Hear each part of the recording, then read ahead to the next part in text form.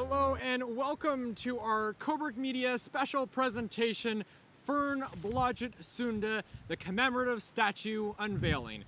I'm your host, Graham Beer, and today we are going to capture and honor Fern's story, her legacy, her courage, and her determination through the Battle of the Atlantic and the Second World War. It's a really special month. This is Women's History Month, and we are honoring all women who make substantial impacts, including Fern. Leona Woods has been a champion in our community, supporting this initiative and really spearheading Fern's statue. And Leona brought me on to this committee, and I have been honored to help tell these really impactful stories. So, Leona here has your story and other people as well impactful with this event. So here is Fern Blodgett Sunde. In trying times like these, it can be helpful to remember moments in history where Canadians united to fight a common enemy. This year marks the 75th anniversary of the end of the Second World War and the Battle of the Atlantic. Fern Blodgett Sunde, like so many Canadians, was determined to fight for her country. Like all dangers of the war, veterans were tested by their personal limits. But for the women among them, it tested the convention of the time, the belief that men were only capable of doing what they could too. Here is the story of the first woman wireless radio operator to serve the deep sea. By 1939, the Battle of the Atlantic was a fierce power struggle between the Allied and Axis powers, all for control of vital sea routes carrying supplies and personnel from eastern Canada to Britain. It was the longest continuous campaign of World War II. After 2 years of successful voyages, the Royal Navy sent the Norwegian shipping mission a secret note of appreciation. The letter praised the ship's radio operators for the exemplary manner in which they followed route instructions designed to keep the ships out of German danger. Fern Blodgett, a young Canadian, was in fact one of the operators being praised. Even if her story had ended with being the very first Canadian professional female wireless radio operator and overcoming all kinds of odds and breaking down the barriers that stood in the way of women who were trying to pursue non-traditional careers, that would have been significant in and of itself. But within the context of the Second World War, being so brave and courageous and determined and persistent, and as she said herself, her life was no different from the men's lives who were enlisting to fight, and so she wanted to do her part, and she did. Fern Blodgett was born on July 6, 1918 and grew up in Cobourg, Ontario. She admired the ships and Great Lakes steamers that passed by the shores of Lake Ontario. Fern dreamt of a career at sea, although knowing that naval adventures were reserved for boys. During the outbreak of World War II, wireless radio operators, or sparks, were urgently needed to send and decode messages on board Allied merchant vessels. 2 radio schools turned her down, but Fern persisted and became the first Canadian woman to earn a second-class wireless operator's certificate. On June 13, 1941, Fern graduated and answered an urgent call that would forever change her life. Gurner Sunde, a Norwegian captain of the MS Mosdale, desperately needed a radio operator in order to leave port in Montreal. Captain Sunde was shocked to see that his applicant was a woman. Neither Canada nor Britain permitted women to work aboard their ships. Luckily, Norway had no rule against it, and Fern stepped right on board. Communications in the 40s during the war, there was very little voice. It was all to do with Morse code, and it was encrypted as well. And so we might send out a word like, snow, S-N-O-W, but that might be jumbled up. It might not mean snow because of our encryption system during the war. But she was able to listen to Morse code from the German submarines, which is our prime reason for being there, and decode that and get it off to one of the signal ships not far away. Despite seasickness and the grim events of the Atlantic, Fern stayed at her post, carrying out duties bravely during 78 Atlantic crossings. The Mosedale would make 96 transatlantic voyages, more than any other Allied ship. She made many trips across the Atlantic and never was torpedoed, which I think is amazing.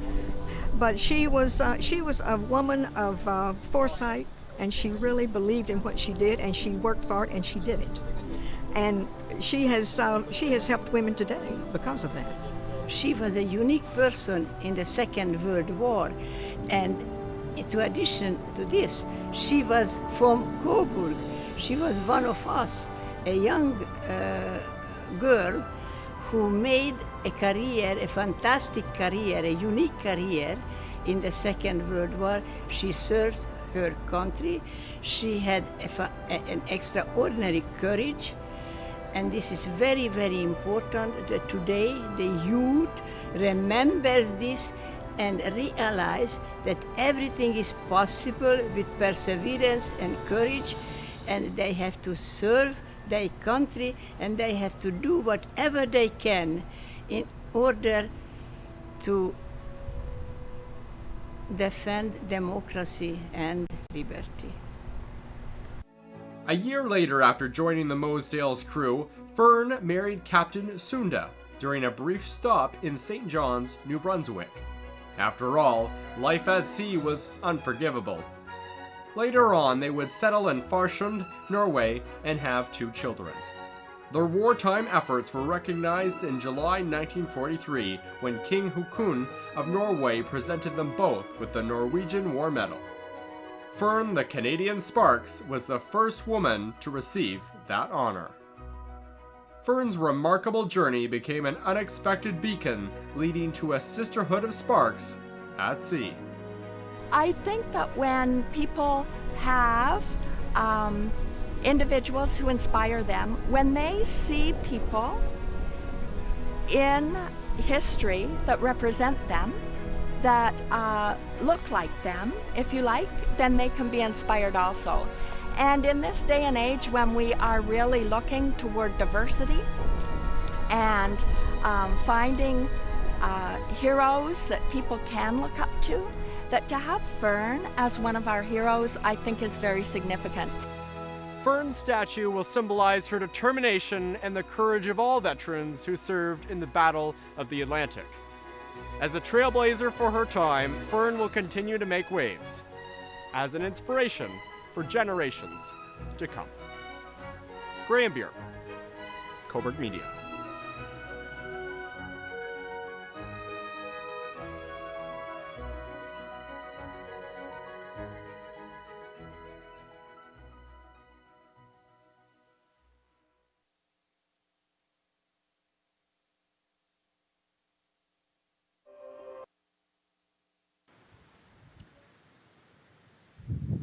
A very, very fascinating story. We have a very special ceremony to get to in one moment, but the Governor General sends her remarks to commemorate this very special day. And her statement reads in part, "In a field reserved at the time for men, Fern blazed a trail, opening doors for other women to become radio operators or sparks.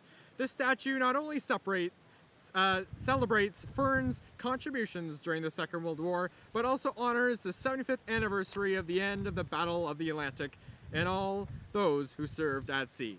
I have a great respect for those who sacrificed for our freedom, for those who have embodied duty and honor. Fern, like so many Canadians, was determined to follow her dreams and make a difference in the world. Today, we remember her bravery and her sacrifice and that of so many other Canadians who sacrificed so much during the war and the Battle of the Atlantic." And that's Her Excellency, the Honorable Julie Payette. So without further ado, here is Leona Woods, the chair of the Fern Blodgett Sunde Commemorative Committee, to start our ceremony.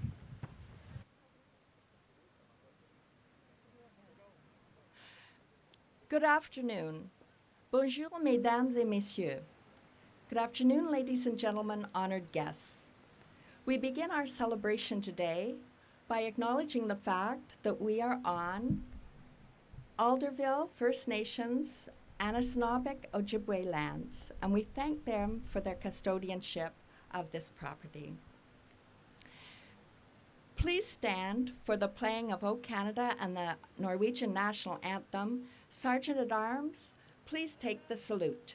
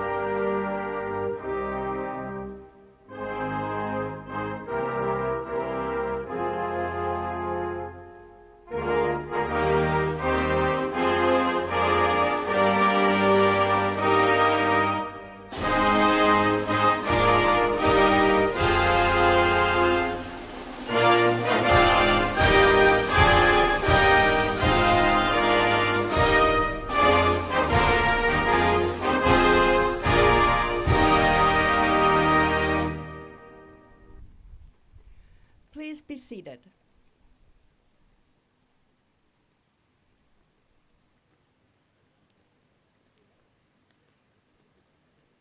It's my pleasure today to introduce Honorary Colonel Dr. Helen Vary, the Honorary Co-Chair of the Fern Blodgett Sunde Statue Committee. She's the President of the George and Helen Vary Foundation, the Honorary Colonel of the Toronto Scottish Regiment, Queen Elizabeth, the Queen Mother's Own, and a proud Cobourgian. Helen.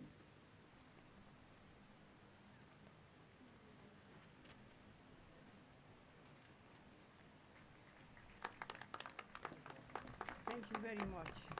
This is the beginning. Thank you.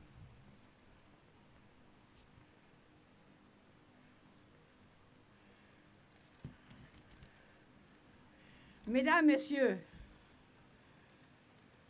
honored guests, and welcome to all those who are listening to us from far away. Special greetings to the Chief of Defense Staff, General Jonathan Vance, who is listening to us from Ottawa. Thank you, sir, for your attention.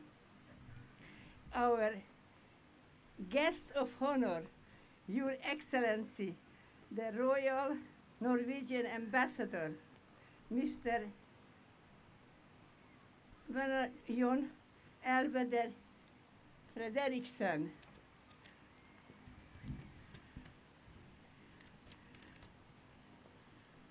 Mon General Guy Chapdelaine, Major General and Chaplain General of the Canadian Armed Forces. Welcome, warm greetings to the two daughters of our dear Fern, who are listening to us from Norway. And let's hope that they can come one day to Cobourg when they will be welcome to all Cobourg with open arms and warm heart. His worship, John Henderson, Mayor of Cobourg, representatives of the Royal Canadian Navy, Rear Admiral Jennifer Bennett and Commander Stephanie Belanger, and all the others respected representatives of the Canadian Royal Navy who are here with us today. Welcome to all our official guests.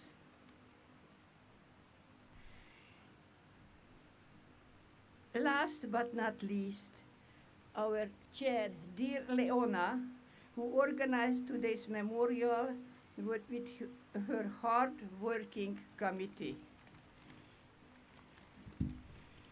Mr. Ambassador, Canada and we all are very grateful to the Royal Norway and to his official representative here today, Your Excellency, the Ambassador.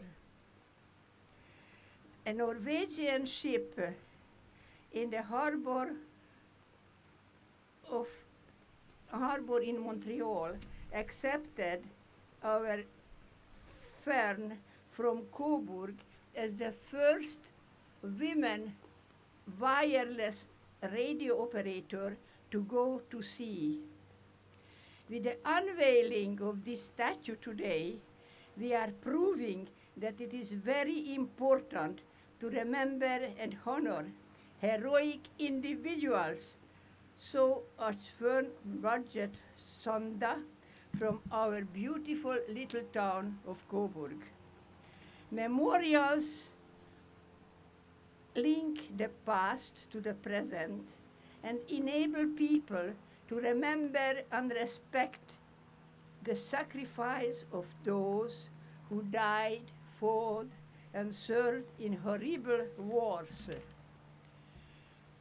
for liberty and democracy. Memorials are an important source of information for young generations in understanding the enormous sacrifices made by past generations. Okay, I can, excuse me. Fern heroically crossed the Atlantic 78 times in the same Norwegian vessel during the Second World War.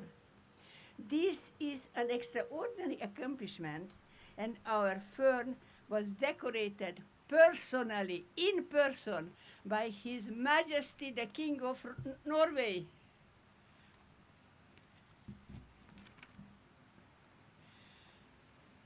Many thanks to the co-chair, His Worship, the Mayor and all municipality, dear Leona and her hard-working committee, and every single person who participated in making today's memorial. To finish, I am sure that our Royal Canadian Navy is very happy to employ capable women on our ships today. Let's hope that next year we can invite you all and many more to a happy and healthy memorial, real festive memorial without COVID. Vive l'amitié entre Norway and our beloved Canada. Thank you. Merci.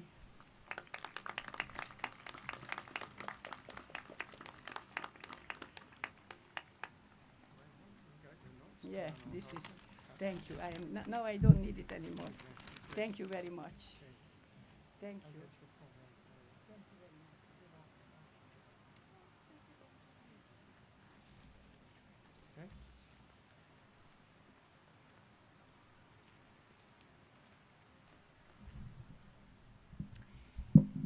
Thank you very much. And I would ask Mayor John Henderson, the 47th Mayor of the town of Cobourg, a dedicated public servant, to come forward now.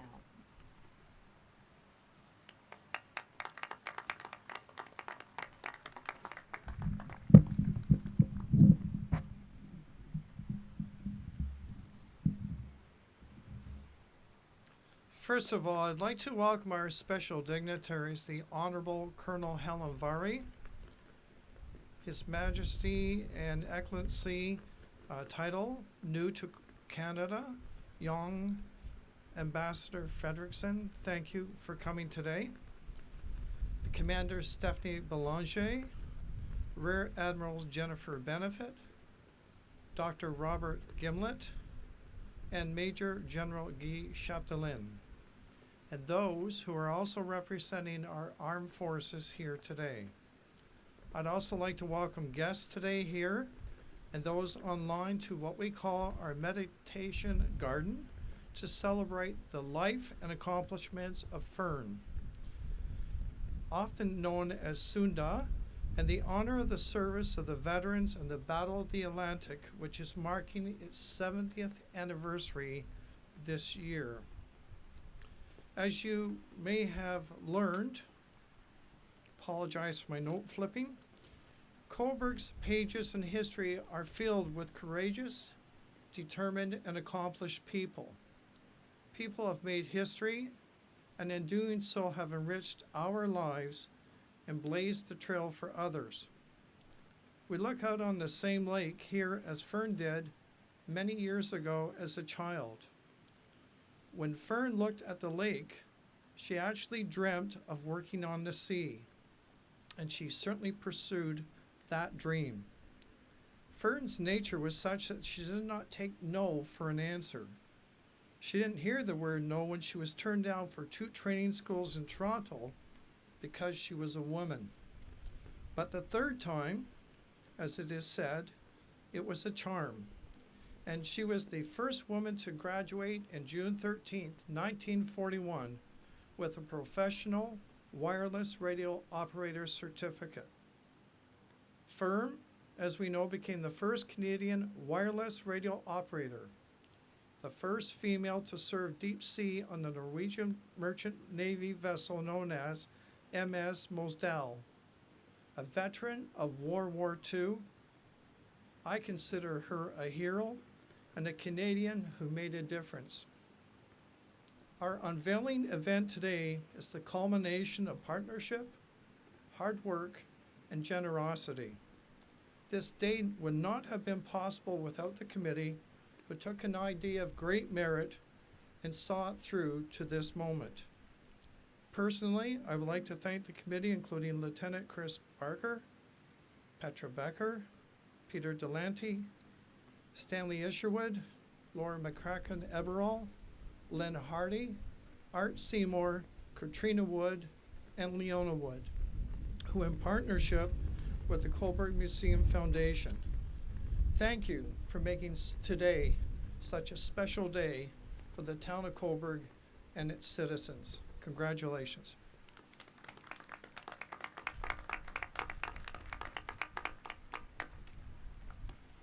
Thank you. His Excellency John Elvedal Frederickson, also an honorary co-chair of the Fern Blodgett Sunde Committee, was a diplomatic advisor to the Prime Minister of Norway before becoming Norway's ambassador to Canada. He has previously been Norway's ambassador to the Ukraine and the Consul General of Norway in Murmansk, Russia, and has extensive experience with Arctic affairs and security policy. He trained as an officer with the Engineer Corps of the Norwegian Army. Your Excellency.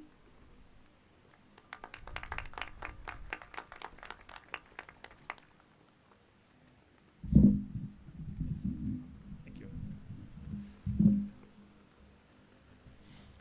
Honorary Colonel, Honorary Chairman of the Board, members of the committee, General Chaplain, Rear Admiral, Mayor of Cobourg, ladies and gentlemen, Madame and Monsieur, it's a great honor for me to be here today to celebrate a real Canadian hero.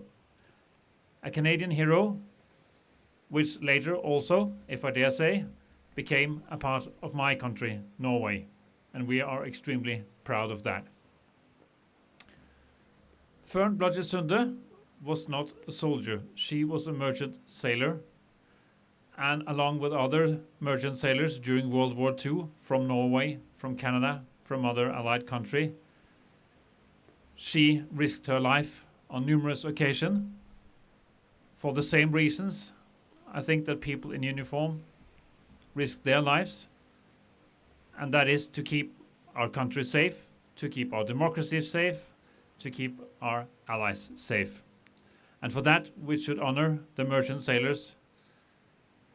They made a huge sacrifice, and they were crucial and important to make sure that we all managed to overcome the great challenge that faced us all those years ago. And I think even today, when we face a new crisis, we should realize that the sailors and all the people working with transportation and working in the sphere of logistics are keeping us all safe by making sure that we can continue to live more or less normally in the face of the crisis we are now facing. Now, Fern Blodgett Sunde was also a hero in another sense, as I see it. She was a pioneer in the sense that she was the first woman to sail in the merchant navy. After her, others joined. After World War II and the decades that followed, both Norway and Canada, I think, made huge progress in the sphere of gender equality. Not to say that it is a job done. We are still working on that, and we should do more. But pioneers like Fern Blodgett Sunde was really, really important to set us on that road. And she also showed that with appropriate education, there is no difference between what men and women can do to serve their country, and for that she should be honored. I still remember when I was a child how female friends of my family came to our house and told stories from their years abroad when they were sailing in the Norwegian merchant fleet. And I just remember that these were wonderful stories from women who had sailed all around the globe. Some of them also in dangerous waters. And speaking of children, it's my honor today to read out a message from the children of Fern Blodgett Sunde, who were supposed to join us here today from Norway, but because of the pandemic was not able to do so. So instead they have asked me to read out their message. And the message is from Solveig Ann and Fern Margrethe, her two daughters, as well as their family. They start by sending their greetings to Cobourg from Norway on this memorable day. Fern Blodgett Sunde, as a grown woman who cherished her childhood in her lovely hometown of Cobourg, wrote the following words. Cobourg had well-kept parks and playgrounds, and the clean white sand of the excellent and extensive beach was a favorite spot for me. I would watch the incoming ferry grow from a tiny dot on the horizon to a ship that loomed even larger as it advanced, oh so slowly it seemed, and then finally edged alongside the covered pier. I always felt a faint stirring of excitement deep inside me whenever the whistle blared forth with its beautiful harsh signals heard all over town. I was more of a dreamer than most suspected and was unaccountably fond of the water. We, her family in Norway, are so pleased, humble and honored that you will remember Fern with a statue. Exactly here where we are sure that her first dreams of adventure at sea took form. We thank the Government of Canada for its financial support through Veteran Affairs Canada and the Royal Norwegian Embassy for its support and for conveying our message today. We know that this monument has been made possible by the hard work of Leona Woods and the Volunteer Citizens Committee, as well as a generous donation from charitable foundation, local businesses and individuals. We thank the town of Cobourg and the Cobourg Museum Foundation for welcoming and supporting the project, the artist for his vision, and those who are here today to participate in this ceremony. Fern was proud of Canada and its very important role in the Battle of the Atlantic. Canada gave Fern the opportunity to get training, the training she wanted when the war broke out. She was also proud that she could take part in fighting for her ideals of freedom.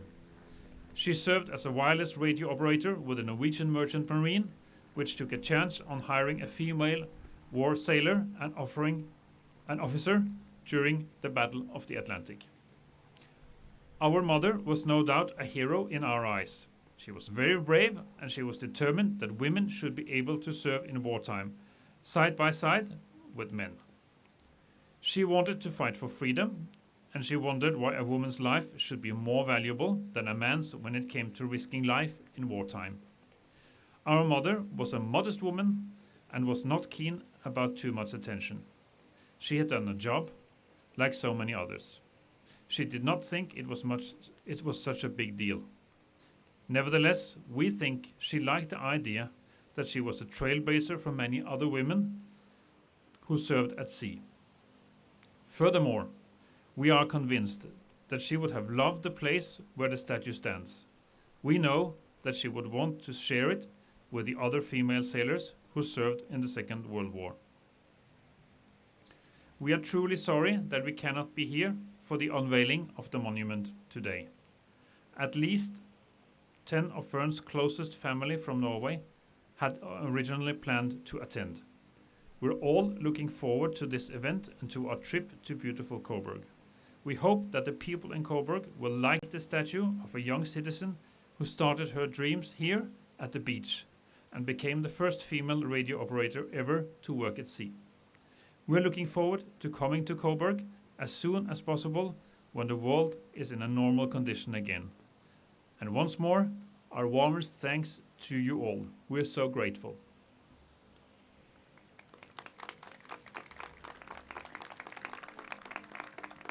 Thank you.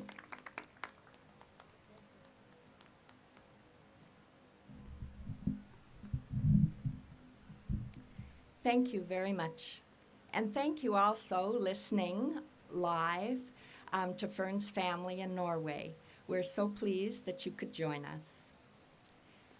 Commander Stephanie Blodgett is a professor at RMC, the Associate Scientific Director of the Canadian Institute for Military and Veteran Health Research, a consortium of 43 Canadian universities researching the health needs of military personnel, veterans, and their families.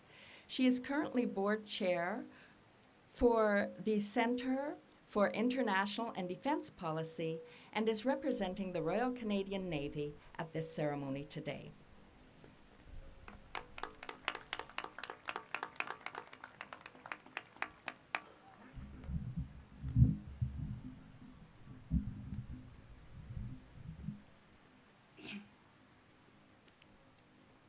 Thank you, Mrs. Leona, for your efforts in making this event happening and for your very kind introduction. Thank you, Your Excellency, Monsieur l'Ambassadeur Fredrickson, for your very warm presentation of the Blodgett Sunde family. Mesdames, Messieurs, mon général, mon amiral, all distinguished guests, welcome and good afternoon. I'm delighted to be here today to represent as a serving member at Her Majesty Canadian Ship Cataraqui in Kingston, the Royal Canadian Navy. C'est tout un honneur. Pour commencer, I would like to recognize and thank the members of the Citizen Steering Committee alongside the members of the Cobourg Museum Foundation who came together to commemorate Fern Blodgett Sunde. They have shown great resilience and focus in bringing this project in its most joyful conclusion, a statue that will stand in Victoria Park in Cobourg, qui va inspirer toutes les générations à venir. I'm here because Fern Blodgett Sunde was the first Canadian female professional wireless radio operator, the first female Sparks to serve at sea during Second World War. I'm here because Fern Blodgett Sunde paved the way for 22 other female Sparks at the time. Her story is part of a legacy that extends to the countless number of women who have enlisted to serve. Initially, women could serve only in shore establishments. The dynamic of the Royal Canadian Navy, the RCN, has changed since the war years, and women were able to return to the Navy in the 50s as members of the RCN reserves. From that moment on, the RCN has looked forward to the future, building on the strength of the women who have served. Aujourd'hui, tous les métiers de la Marine royale canadienne sont bien sûr ouverts aux femmes servant sur mer et sur terre. The Royal Canadian Navy continues to celebrate the diversity and accomplishment of the women who have chosen to stand ready, ready. Au sein de la Marine royale canadienne, les femmes qui inspirent et donnent l'exemple par leur dévouement au sein de leur communauté, ici et partout dans le monde.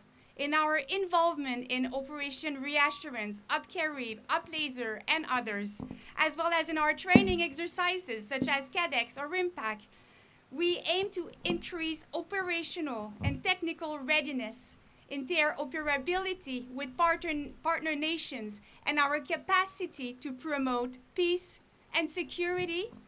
Les femmes sont au centre de l'action. And along the way, they have broken one brass ceiling after another. In 2003, Lieutenant Commander Martha Mulkins took command of HMCS Kingston, becoming the first woman to serve as a captain of a Canadian warship. In 2007, then Commodore Bennett, a mentor to me, I'm delighted to see her with us today, becomes the first female commander of the Naval Reserve and the first woman to command a naval formation, later rising to become Rear Admiral, the highest reserve force position. In the regular force, Commodore Jose Kurtz, also of great inspiration for me, was just last year the first Canadian woman in charge of the Standing NATO Maritime Group 2, operated by an alliance of 29 members. This week, Commodore Kurtz was just appointed commander of the Cadets and Junior Rangers across Canada. Son leadership aura un impact très positif, je n'en doute pas un instant. The number of women in senior non-commissioned member ranks is also raising and inspiring the current and future generations. Les femmes servent dans l'armée canadienne depuis plus d'un siècle et jouent aujourd'hui un rôle central dans la défense et la sécurité du Canada. Fern Blodgett Sunde a fait l'histoire. Elle est devenue une inspiration. Elle représente le progrès et l'espoir. But most importantly, she represents all the women who fought for equity and equality before us. Her legacy will be measured in the service of every woman who follows in the trails that she has blazed. Nous profitons toutes et tous de son courage et de sa détermination. Her story is a testament to the fact that ordinary people can achieve extraordinary goals and what extraordinary things she had done. Fair winds and following seas to all. Ready, ready.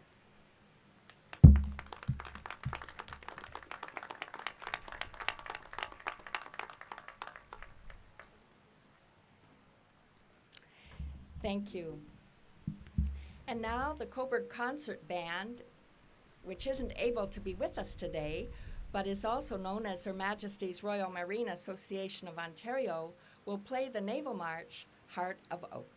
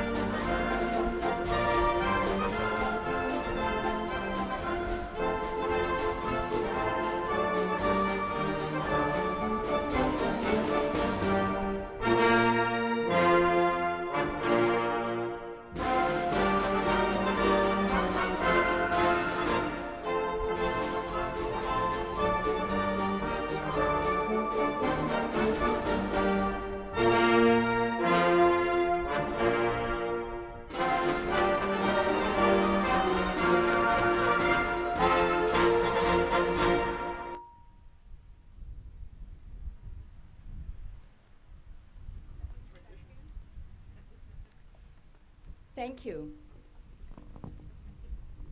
The Cobourg Concert Band always does a rousing good job on all the marches, and if you were in Cobourg on a Tuesday evening in the summer, the concerts are free in the large part of the concert hall, in the large part of Victoria Park, rather, and those are not to be missed.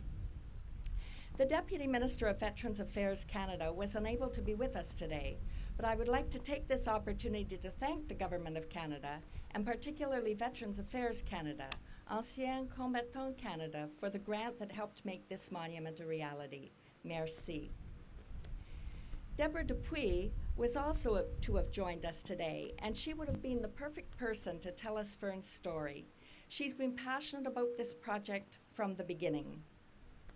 I will read the story that she wrote in your program because some of the people who are listening from overseas will not have had the opportunity to read it.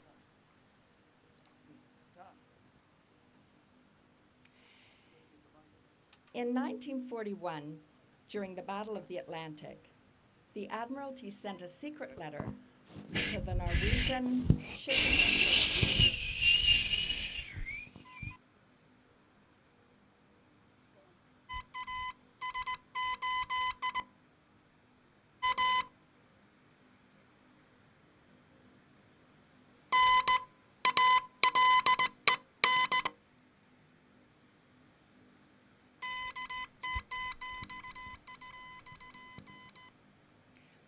Thank you very much, Art. That was not the secret letter. However, it does give you a sense of what Fern did as part of her career, and that is that she mastered the Morse code and she sent messages out to people. Unfortunately, some of those might have been SOSs or that a ship was sinking, but that was her job. So in 1941, during the Battle of the Atlantic, the Admiralty sent a secret letter to the Norwegian Shipping Mission expressing appreciation of the outstanding services rendered to the Allied cause by 3 Norwegian cargo ships. The letter praised the ship's radio operators for the exemplary manner in which they followed route instruction and diversions designed to keep the merchant ships out of danger. The Mosedale, one of the ships being praised, did in fact have a remarkable radio operator. Her name was Fern Blodgett, a young Canadian who was the first woman ever to serve deep sea as a wireless radio operator, a Sparks. Fern grew up in Cobourg, dreaming of sailing the high seas, even though she knew that ships were not for girls. When World War II broke out, she was determined to serve Canada. Although some radio schools were reluctant to train women, she persisted and became the first Canadian woman to earn a second-class wireless operator certificate. Answering an urgent call for an operator, she made her way to Montreal. Gunnar Sunde, the young Norwegian captain of the Mosedale and Fern's future husband, was shocked to see that his applicant was a woman. Neither Canada nor Britain permitted women to work aboard ships at sea at that time. Luckily, Norway had no rule against it. The next thing Fern knew, she was a Kriegssailor, a war sailor, the only woman aboard ship, the only operator in a small radio room, where equipment instructions were in a language she didn't know, and where a mistake on her part could send the ship into catastrophe, and where she was horribly seasick. No one expected her to make a return voyage, but with great courage, resilience, and devotion to duty, Fern sailed with the Mosedale for 78 of its record 96 transatlantic voyages. It was incredibly dangerous. The sea as a battlefield held U-boats, mined waters, surface raiders, fog, and terrifying storms. During the early years of the Battle of the Atlantic, ships were going down faster than they could be replaced, and winning the war depended on victory at sea. Along with thousands of Canadians and allies, Fern did her part during the battle to keep Allied forces provisioned, and in 1943, King Haakon VII of Norway awarded Fern Blodgett Sunde the Norwegian War Medal, the first woman ever to receive that honor. Fern served until the end of the war, and from time to time in its aftermath. In 1952, she left the sea to raise her two daughters, Fern and Sylvain, and to work in the garden that she loved. Fern stayed in Norway after Gunnar's death in 1962, and she never remarried. Fern Blodgett Sunde opened the door to a sisterhood of sparks, mostly Canadian and Scandinavian women. They followed her to sea, working on Norwegian merchant ships until technology replaced the wireless radio. Of all the ships mentioned in the Admiralty's 1941 letter of praise, only the Mosedale survived the war.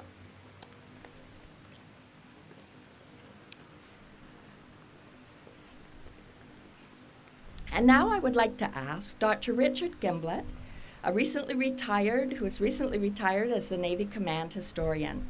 As a surface warfare officer, he served in ships of various classes on both coasts, including operations during the Persian Gulf War of 1991.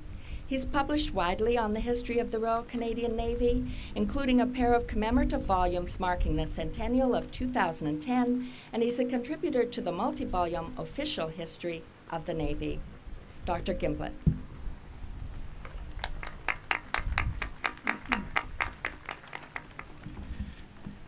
Thank you very much for the privilege of being here today. From the moment Canada declared war in September 1939 until the last ships were released from active duty overseas in September 1945, 6 years later, the men and ships of the Royal Canadian Navy, along with the Wrens of the Women's Royal Canadian Naval Service, were always to be found in the forefront of the fighting at sea and ashore, in theaters of operations spanning the Atlantic, the Pacific, and into the Arctic and the Mediterranean. From its early strength of 10 modern warships and some 3,200 officers and ratings, it would grow to over 400 warships of many different types and nearly 100,000 personnel in uniform. The RCN was, by 1945, the fourth largest navy in the world. However, it was during the longest single campaign of the Second World War, the Battle of the Atlantic, that the RCN came of age. During the 2,075 days of this battle, the Royal Canadian Navy would escort more than 25,000 merchant vessels across the North Atlantic, constantly beset by some of the worst weather ever experienced by mariners and the determined wolf packs of the German Kriegsmarine. Those merchant ships carried 181,645,000 tons of cargo across the North Atlantic. That's the equivalent of 11 lines of freight cars, each stretching from Vancouver to Halifax. This vital link between North America and the United Kingdom was the foundation upon which the invasion of Fortress Europe depended. Without victory in the Atlantic and the average 90,000 tons of supplies that arrived in Britain daily, there could not have been any victory in Europe. When peace had again been restored, the warships of the RCN had captured or destroyed 42 enemy surface ships, and alone or in company with other ships and aircraft, sunk 33 enemy submarines. Still, success does not come without a price. And in a war at sea, that price is paid by sailors and their ships, and airmen and their aircraft. Through the end of the war, 33 warships and 1,990 sailors of the RCN were lost. The maritime commands of the Royal Canadian Air Force lost more than 350 aircraft and over 900 aircrew in the Battle of the Atlantic. And the Canadian Merchant Marine lost more than 70 ships and some 1,700 sailors. That is the context within which Fern Blodgett Sunde made her contribution to victory. I was hoping that we would have a local veteran of the Battle of the Atlantic with us today, but because of the pandemic and the restrictions on the home that he's in, Gordon Woods could not be with us today. But Gordon is watching us, and this is part of Gord's story. He joined the Royal Canadian Navy Volunteer Reserve in 1942 and spent the next 3 years as a seaman in His Majesty's Canadian ship Fennel, a Flower-class corvette, escorting convoys across the North Atlantic. As is the nature of war, most of those crossings were without incident. But Gord had a front row seat to Fennel's one significant action. He was in the wheelhouse as helmsman for the sinking of U-744, a 30-hour ordeal in March 1944. He also was on board for the rescue of survivors from HMCS Clayoquot after she was torpedoed outside of St. John's on Christmas Eve, 1944. His recollection of the end of the war is striking. When Fennell made her first post-war entry into Northern Ireland, sailing up the River Foyle to Londonderry, and seeing the many surrendered German submarines tied up along the banks, he could only think, and I'm quoting Gord here, "Oh God, there were still that many U-boats out there." Thank you, Gord, and thank you, Fern, and thank you everyone here to remember her and them today.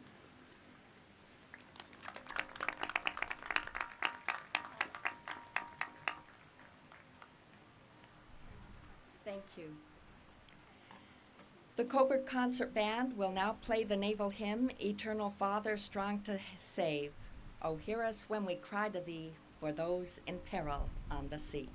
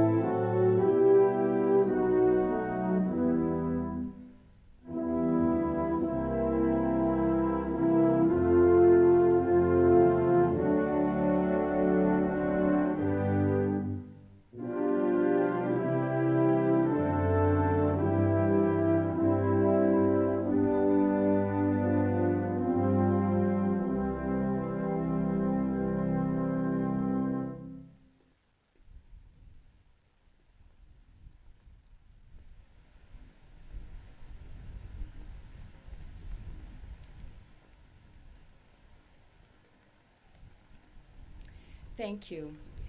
Major General Guy Chapdelain, Commander Royal Canadian Chaplain Services, was part of the Juno Beach 75th Anniversary Commemoration, and we are pleased to invite him to dedicate this monument today.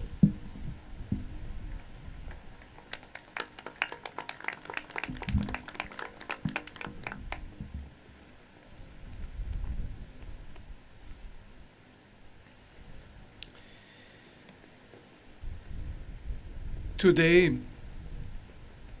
when we would so dearly love to gather in person in greater numbers to honor the service and sacrifice of so many in the cause of freedom. We must do so separately. Time has not diminished our gratitude and the inspiration we draw from the heroes of the past, like Fern Blodgett Sunde, and all those who served during the Battle of the Atlantic, during fierce years of fighting. With a humble spirit, we may turn toward the one who is greater than us. Dans le respect de la liberté de conscience de chacun et chacune, je vous invite à vous tourner vers celui qui est plus grand que nous. Prions. God, our strength in adversity, we give you thanks for the people of Norway, whose strength and determination helped them to survive the darkest days of war. We remember those whose lives were lost or forever changed by the ravages of war. May they and their stories renew our commitment to reconciliation and peace. May we draw strength from the close and lasting friendship between Canadians and the Norwegian people. With thanksgiving, we dedicate this statue. May it serve not only to honor Fern Blodgett Sunde and her comrades in arms, but may it serve as a source of inspiration to her descendants in service, today's naval communicators, and all who seek the rightful place of inclusion in a strong and diverse defense team. We give thanks for the incredible work of the Fern Blodgett Sunde and the Battle of the Atlantic Statue Committee. They have sought to carry the light of remembrance, refusing to allow the shadow of time to obscure the view of our forebearers in service. During this time of challenge and uncertainty, we pray for the leaders of the world and of our countries, for our Sovereign Lady, Queen Elizabeth II, Queen of Canada, and all members of our royal family in their service to Canada and the Commonwealth. We pray for King Harold V and all members of the Norwegian royal family. We entrust to you our Governor General, the Prime Minister, the Chief of the Defense Staff, and leaders at all levels. May they order all things in wisdom and equity to the service of all who are under their authority. In sure and certain hope, we pray. Amen.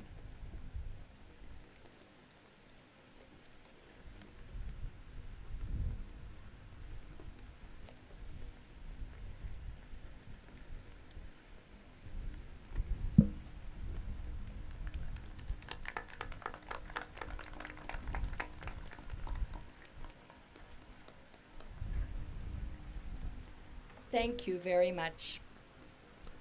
We will be unveiling the statue in just a moment. And I would ask June McKenzie, a longtime Cobourg resident and a generous and passionate supporter of this project from the beginning, Honorary Colonel Helen Vary and His Excellency Ambassador Fredrickson, to unveil the monument at this time.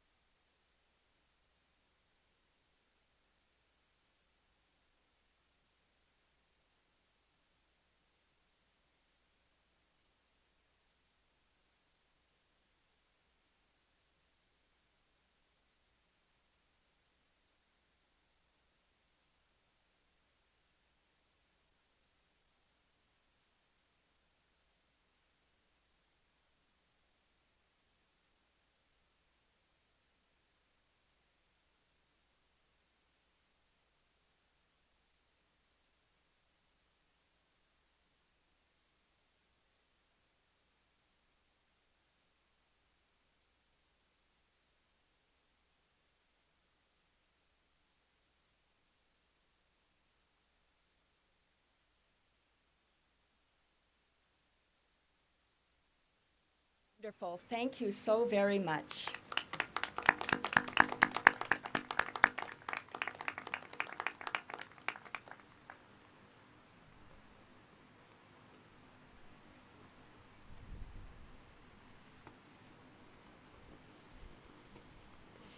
Thank you. And although I think raising funds and commissioning a statue for a person is probably a once-in-a-lifetime experience, I must say that seeing Fern here today helps me to introduce Rear Admiral Jennifer Bennett, who probably should have her own statue, but there you are. Jennifer has risen through the ranks of the military to become Canada's first Rear Admiral and senior ranking reserve officer. She is currently the president of the Navy League Ontario Division. She's a tireless advocate for women in the armed forces and has received numerous military and civilian honors for her work. Rear Admiral Jennifer Bennett.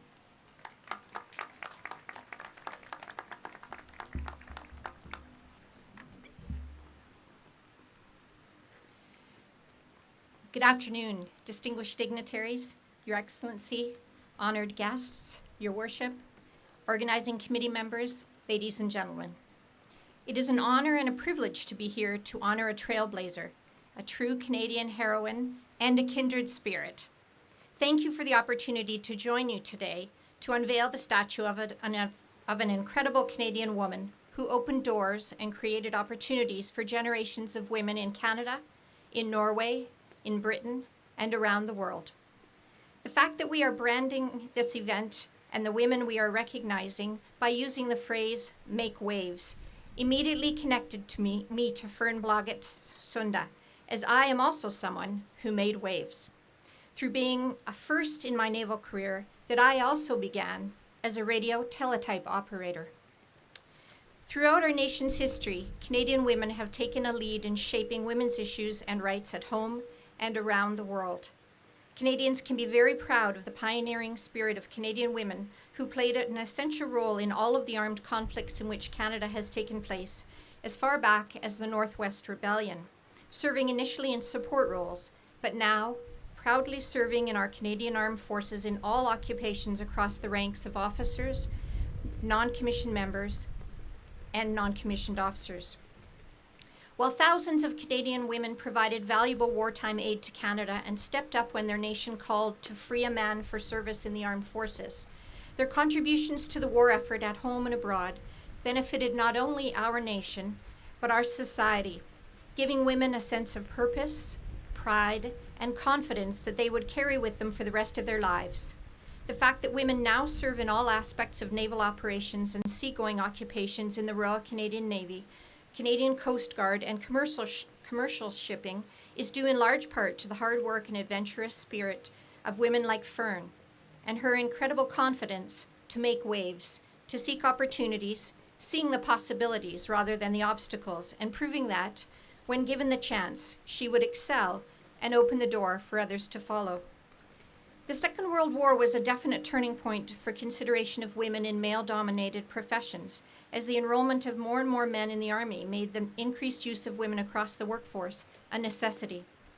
In the late 1930s, few could have conceived of women contributing to the war effort outside of the home, and Fern's own experience of starting in traditional women's occupations of nursing and stenography were typical, and some were content to continue with these traditional roles.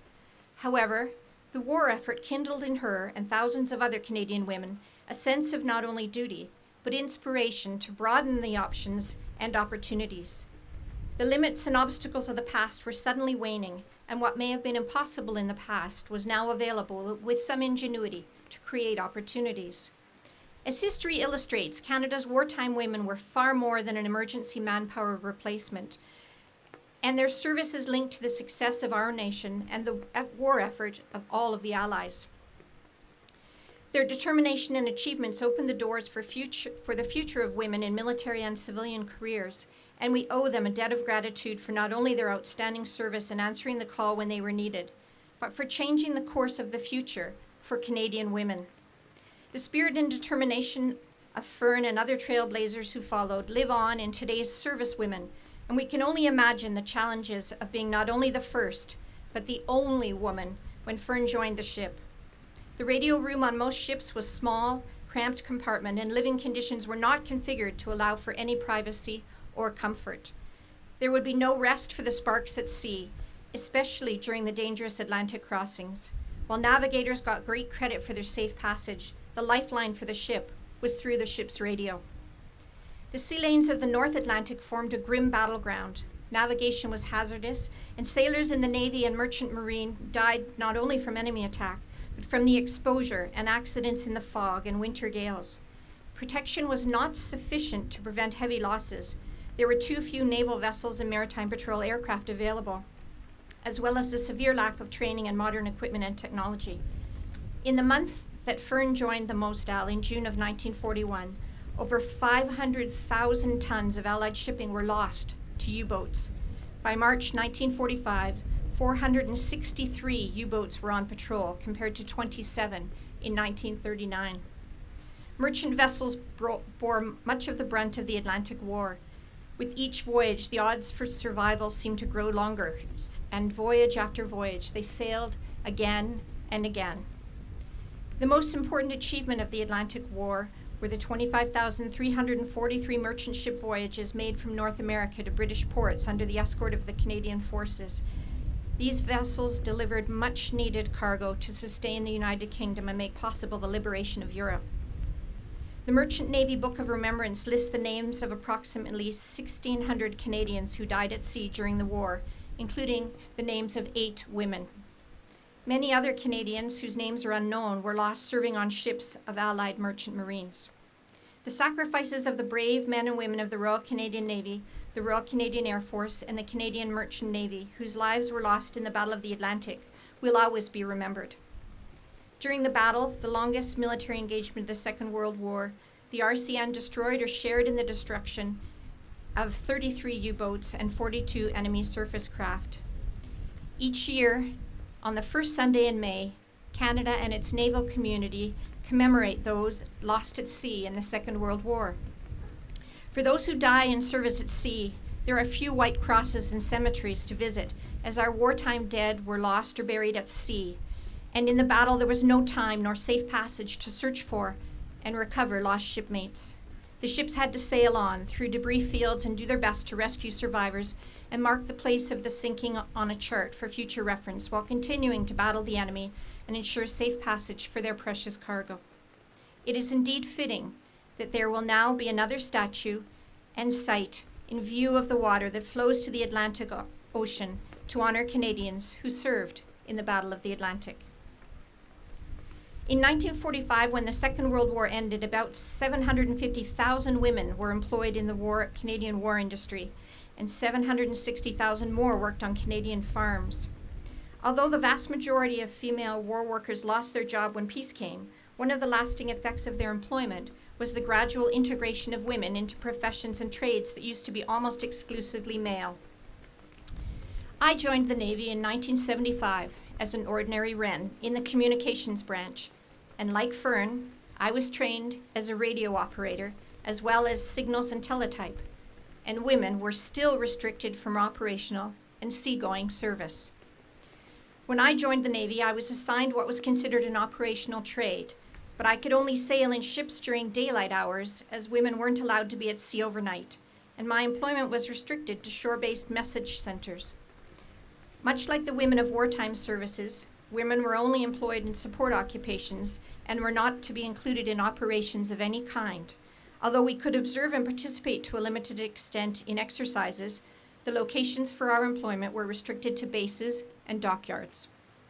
There were some limited opportunities for women to experience some time at sea and to take training related to naval skills. However, we could not live on board and we could not sail overnight.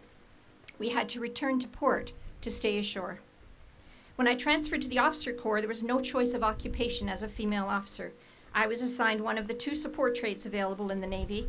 Either personnel administration or logistics were the only options, and men who failed their maritime surface training were reclassified to support trades with the girls. I was trained in sea logistics, but there was still no billet to go to sea. It was only at the end of the 1980s that women were able to begin to integrate into trades and positions that were directly linked to combat and service at sea. And there were major complications, studies, and trials to adapt to having women living on board the ships and integrate into existing crews. All of this would have seemed strange to Fern, who arrived and reported to her ship and sailed shortly after her brief orientation. The Navy I joined was very different from that of the Navy of today, and I've been incredibly fortunate to have seen and to have been able to influence and effect incredible change for women in leadership and combat roles in the Canadian Armed Forces by making waves. But I certainly didn't set out to be a trailblazer, much like Fern. And I joined a long and proud line of women who have served Canada and opened doors for me. Women who entered new fields became leaders and role models, as well as being known as firsts. Many times they were also called the onlys. This was not easy, and pressure was on to not only do a good job, but to prove that women could do the work and do it well. Success for the first women meant that from the very beginning, we had to work hard, be exceptional leaders, and have great personal drive. There were often no other women to show us the way, and pressure was on to break new ground. Being in the spotlight quickly lost its appeal. We didn't want to be centered out. We wanted to be treated as equals. However, being a trendsetter or pioneer was and continues to be an important role, and being a first comes with a unique set of challenges, but also opportunities to influence change, create opportunities, and open doors. While I experienced many firsts for a woman in my military career, whenever that was highlighted, there tended to be increased interest and attention, and while I tried to downplay these firsts, these were important milestones and barriers to topple. And it's of interest to women within and outside of the military to see those changes. After the firsts had been announced, the stories generally don't concentrate solely on the aspect of being a first anymore, and are very positive in delivering a message that encourages women to strive for goals that they once thought were out of reach or unattainable. It's incredibly important for others to be able to see themselves through examples. Fern became an example for others to follow and started her own revolution that became an evolution, and Sisterhood of Sparks at Sea, when 21 other Canadian women followed her in her footsteps, serving as operators on the Norwegian merchant ships during the war, and many other women pursued the same career path after the war. Despite the growing number of women in all career paths, there are still some anomalies about being one of a very small group or a first, but there are also advantages. When I attended meetings with my military peers in the Canadian Armed Forces, or NATO, there was never a lineup for the women's washroom. This is probably the only place in society where this happens. Today, Canadian women are fortunate to be following in the footsteps of successful women who have led the way and now have less pressure to demonstrate that women can do the job. While we continue to have firsts, they aren't subject to the same level of scrutiny, and it's taken us a long time to arrive at this point. However, in my military career, my leadership role, and being a woman who has been a trailblazer, has had far greater reach than expected. Over the years, I've had many people approach me and tell me that I've been an example or a role model for them, and that they learned a great deal from my career or my actions. While I had never actually met some of them, it was also quite humbling and intimidating to know that through what I was doing and who I was, others were finding their way and wanted to follow in my footsteps. People were inspired by what I had accomplished and achieved, as well as who I was.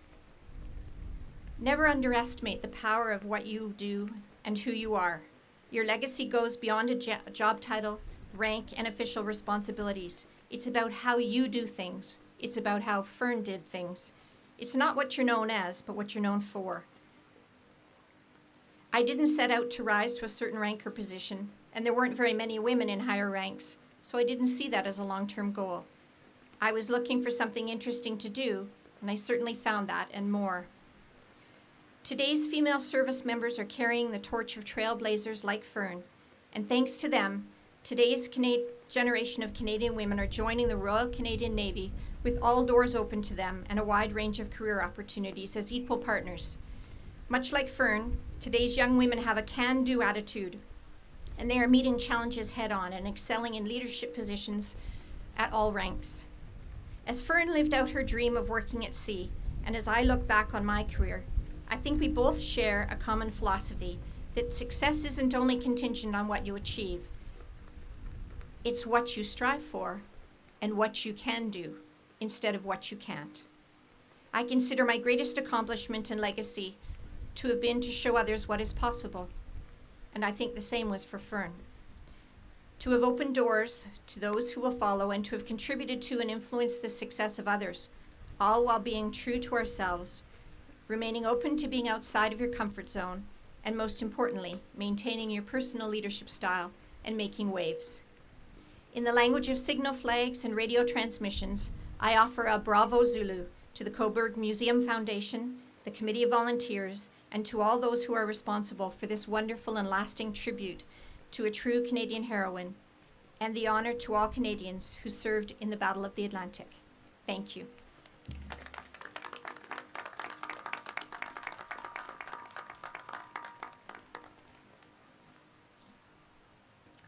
Thank you very much. It's wonderful to see the legacy continues. I would like to ask Tyler Favell from Lively, Ontario, who is a professional sculptor and whose work includes more than a dozen public monuments, 3 of which are military commemorations, to come forward and tell us a little bit about this statue that he made.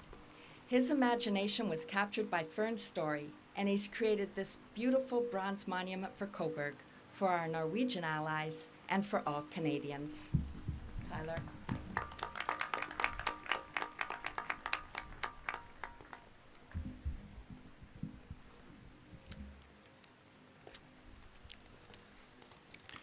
Thank you, Leona, for your kind words, and thank you to everyone here for your warm reception of the artwork. I'm always amazed at the power of community. In this case, how people gather to create a lasting tribute to Canadians of a monumental generation, to the men and women who fought and supported a necessary war.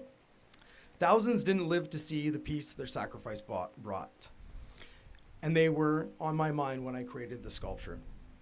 Today we see Fern stepping forward with one foot emerging from an impressionistic wave, but she also looks back, with her hand just grazing the top of that wave. Forward is her persistence in breaking down barriers. Looking back is in remembrance. Fern's clothing is typical of what she wore as she carried out her duties as a wireless operator aboard the Mosdale. The headphones slung around her neck symbolize her work and her profession. The pin on her lapel commemorate the sisterhood of sparks who followed her to sea. The wave she touches symbolizes the wave of social change that came for Canadian women in the storm of war. The wave also represents radio waves and the waves of the sea as a battlefield. I'd like to draw your attention to the reliefs I sculpted inside the wave. I designed them to look as if the viewer was looking through a ship's window out to sea. The planes and ships are linked to Canada's central role in the Battle of the Atlantic. The passenger ship represented is the SS Athena. On September 3rd, 1939, the German U-boat torpedoed the ship, killing 112 citizens. Hannah Baird, a stewardess on the Athenia, is considered to be the Canadian Merchant Navy's first fatality of the Second World War. You also see a rendering of a true amphibious aircraft, which the Royal Canadian Air Force called the Conso.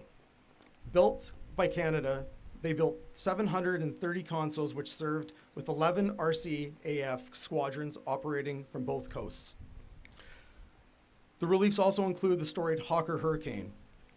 Although known for its role in the Battle of Britain, the plane fought in all major theaters of World War II, including the Battle of the Atlantic. A significant manufacturer was the Canadian Car and Foundry, located in what is now Thunder Bay. The chief engineer was renowned Elsie McGill, who was known as the Queen of the Hurricanes. Escort groups made up of several small warships trained in anti-submarine tactics. Their job was to defend the shipping convoys. One of those warships was the HMCS Wasescu. Represented here, a River-class frigate built in Canada, it was the first of its class commissioned by the Royal Canadian Navy and the first frigate to sink a U-boat. Canada also built over 100 corvettes. Small and quickly built, the Flower-class corvettes became an essential resource for convoy protection until enough larger vessels could be built. The Flower-class corvette shown here represents the HMCS Cobourg, which was named after the town of Cobourg. As I sculpted the reliefs, I made the skies heavy and dark, and very lightly outlined on the horizon are U-boats. I thought it was important to symbolize the sinister danger that claimed thousands upon thousands of Allied lives.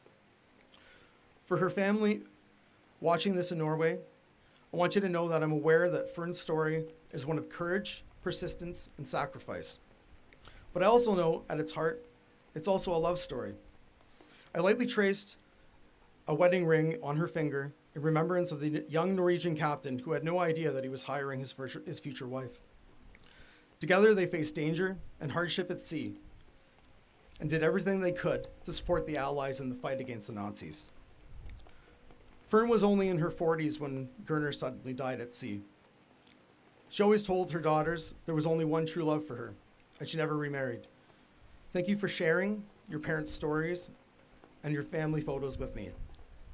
I hope that this monument will inspire people of all ages, especially youth, to pursue their dreams and to honor the generation that gave us so much in the cause of freedom. Please persist, be brave, and make waves. Thank you so much. Merci. Tusen tak.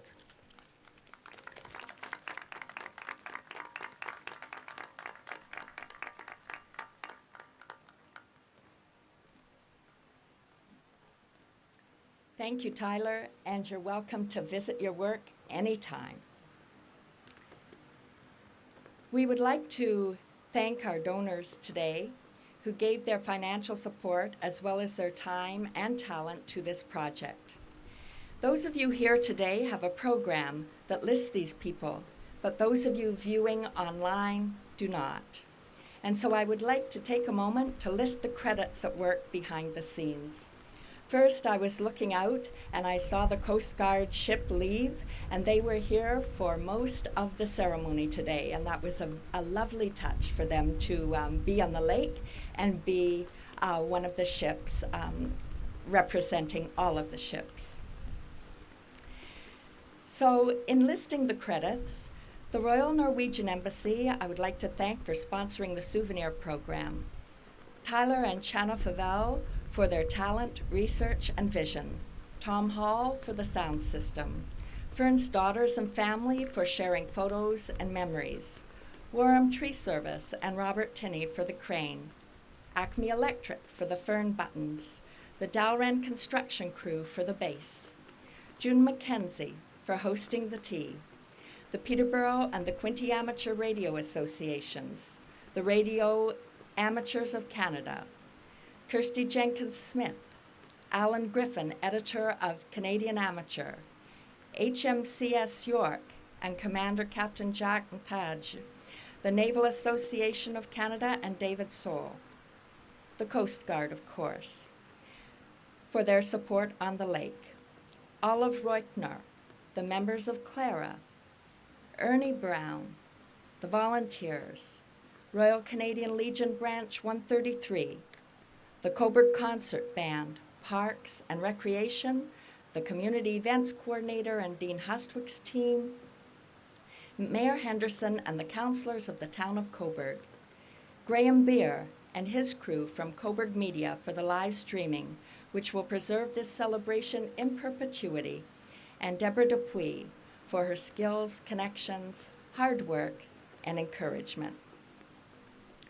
It is my pleasure to thank you, the platform party, and our invited guests for making this a memorable event.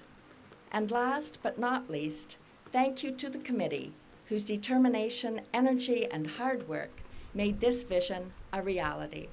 Lieutenant Chris Barker, Peter Becker, Peter Delante, Laura McCracken-Ebrell, Lynn Hardy, Stanley Isherwood, Art Seymour, Katrina Wood, and our partner, the Cobourg Museum Foundation. Before we close... Yes, before we close, we have... Oh. About that? Okay, Mike, front of the speakers, so I'll try that. Okay, we're good? Anyway, Leona, on behalf of the... Being the old... Trying to get a spot. This way. Okay. I'm going to use this mic, folks. And I guess I don't need too much volume. How are we doing down there? Can you hear me, Peter, and all the gang? Okay. The gang here would like to, your committee would like to present to you with a nice bouquet. I didn't get them out of our garden. Yvonne said ours are not this good. But thank you, Leona. If it wasn't for Leona, this wouldn't be happening. It's been a pleasure, and all of our committee, I wish to thank Leona for putting so much work into this in the last 1.5 to 2 years. In my case, it's only 1.5 years. My only involvement was because I hold the same certificate as our friend in the statue, and I too was a Sparks, but I never got to practice it. I went into aviation engineering, but I did all the training. And there was a very close friend of mine who passed away last year at 98, and he had worked and did the same thing in the same year that Fern did. Unfortunately, his ship got sunk twice, so he decided it's time to go on the land and do work. His son is there today as part of the guests. Anyway, over to you. I couldn't believe that all the work it took to what would look like a statue, you know. However, there's a ton of work behind it, and Tyler's great work in designing that. When you look at it real close, folks, get up real close afterward, it is super, a fantastic detail. I couldn't be more proud of being part of such a committee. But going back to Leona, everything, just nothing but meetings and meetings and emails and emails. For most of the time, really, she was doing all this alone behind the scenes. An awful lot of work. Thank you, an awful lot of work. So Leona deserves a lot of credit, in fact, all the credit really for the whole thing, despite all the donors and so forth. This is the powerhouse behind making this happen today, Leona. Thank you very much.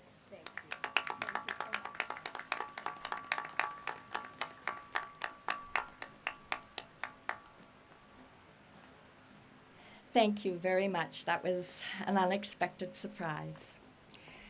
Before we close, I would encourage you to take pictures and to look at the fine detail of the sculpture while maintaining your social distance and wearing your masks.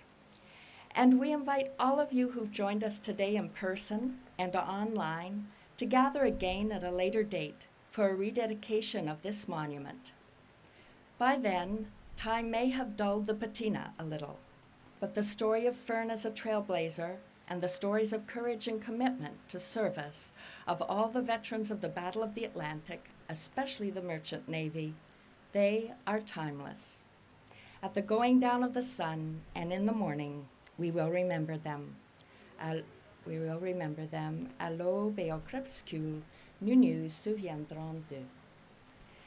During the Second World War, we would have stood for God Save the King. But today, as this celebration comes to an end, we ask you to stand for the playing of God Save the Queen. And would you please take the salute?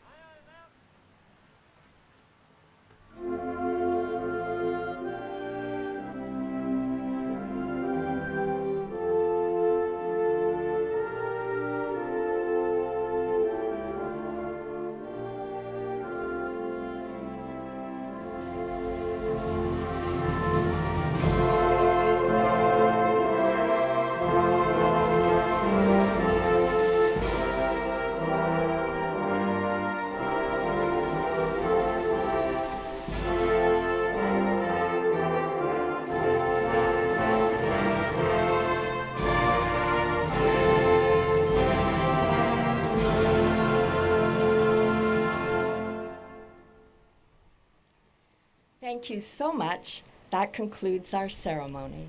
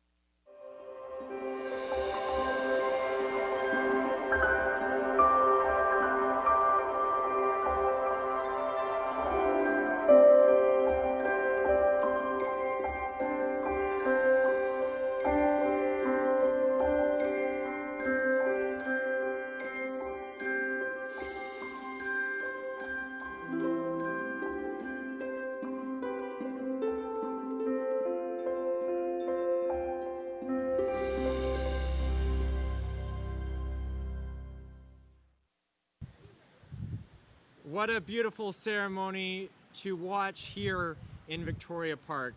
We would like to thank you for watching and contributing and being part of our commemorative events today. I want to thank a few people, part of our team. I would like to thank Mike, Whitney, Anna, Dalton, Francis, Jacob, my parents, Garth and Susan, Leona Woods, Honorary Colonel Helen Vari, and the community for stepping up to be part of this broadcast. And to watch our show again, it will be archived on our website, cobourgmedia.ca, along with our Facebook page and YouTube channel as well. What an amazing, incredible story Fern had, and we invite you to come back here in Victoria Park to share her incredible story. I'm Graham Buer. Thank you for watching. Stay safe.